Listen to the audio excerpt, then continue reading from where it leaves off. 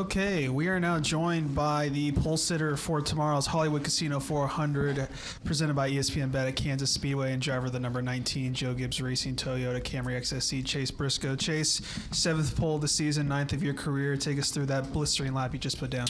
Yeah, it was honestly kind of surprising qualifying session. When we were here in the spring, everybody for the most part ran wide open through 1 and 2.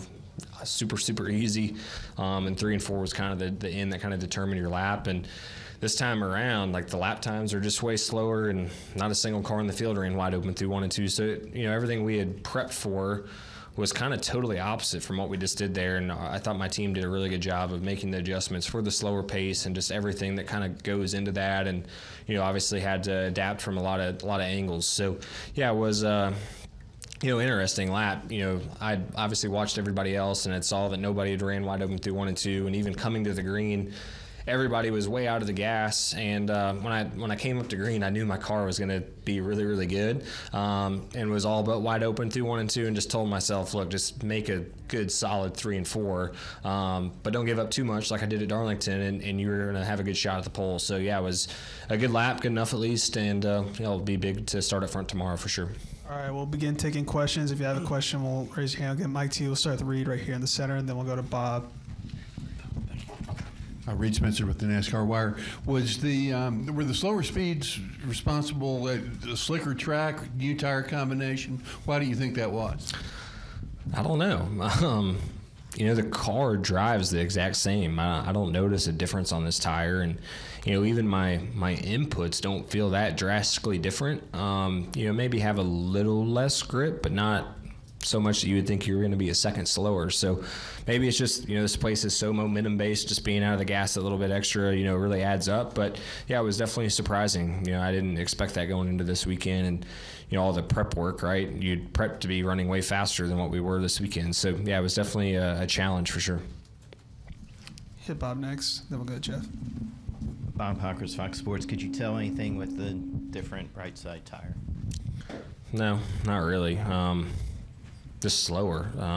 But yeah, from a fuel standpoint, and I didn't really notice anything different than what I expected in the spring. Like I said, you could just maybe not get into the corner quite as hard, but the feel and everything was very, very similar to what I've always imagined here. So yeah, it was definitely, I don't know, I'm still kind of surprised by the pace change for sure. You have the most poles in a single season since Kyle Busch in 2018 or 2017. Were you always, like, in sprint cars and stuff, were you a good qualifier? No, horrendous. Dead last every time.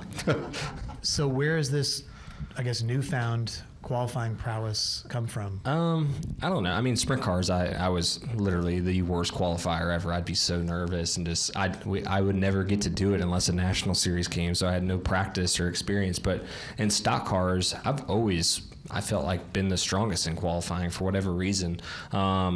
And, in the past at SHR, I would qualify 5th to 10th a lot.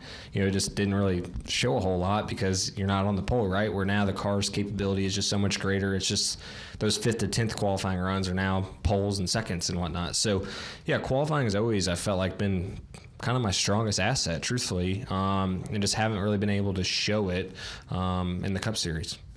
So what are you, like, what's your mentality going into it? Because you were just talking about, coaching yourself into taking it somewhat easy, and then you got a fast lap. Some guys go out there and, their hands are shaking afterwards and all that stuff. And yeah, how are you able to do that sort of in control, I guess? I don't know. I'm one of those guys. I don't use markers. I don't use anything. I just go out there and I just go wide open till I feel like I need a lift. And then once I feel like I can go back to the gas, I go back to the gas. And sometimes I mess it up. More often than not, truthfully, I probably mess it up. But I don't ever have like a preconceived notion from like watching videos of, I need a lift right here. Like I just go out there and I just drive it to the limit.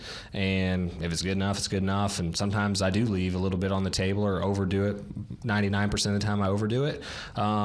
But yeah, I don't know. It's, it all comes really down to the car. They're just really good at getting the balance really good. And, the JGR cars, I'm not the only one that qualifies well, right? Denny's on the front row with me. Christopher's up there. Ty, for as early as he went out, was really good. Our cars are just really good. And when your cars are good, it just allows you to be a lot more aggressive.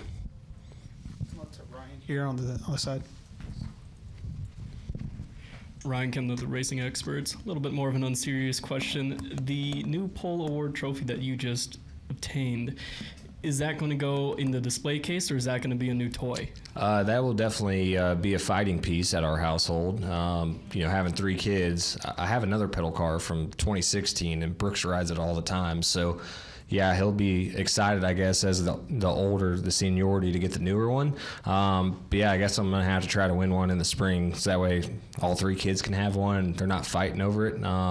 But yeah, that's always a cool part about Kansas is just, the pole trophy and just unique things. Not every track has a pole trophy, so it's always cool when there is a cool one like that. Come up here to Caleb next.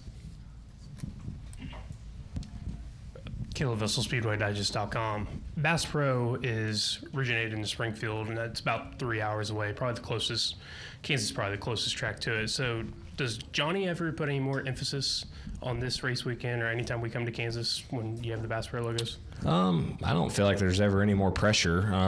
It's just cool every time we come here because you do kind of know it's in their backyard, and came and hung out with them the last couple days, so you know their presence in the area, and he'll be here tomorrow, right? So there's definitely, I guess, an added pressure just naturally when he's here because we want to run good every week, right? But when he's here, I'd love to experience a win with Johnny here. I've never got to experience that before. So yeah, definitely, it'll be a big deal for us tomorrow to have him here, and hopefully can execute and, allow him to, go to victory lane in his backyard essentially. And yeah, I think there's always an added pressure anytime you're, whether it's as a driver, your home track, or, your sponsor's home track, or, even your crew chief's home track. Just when you're at your home, you just want to perform because there's a lot more people there to support you. So, yeah, hopefully we can do that.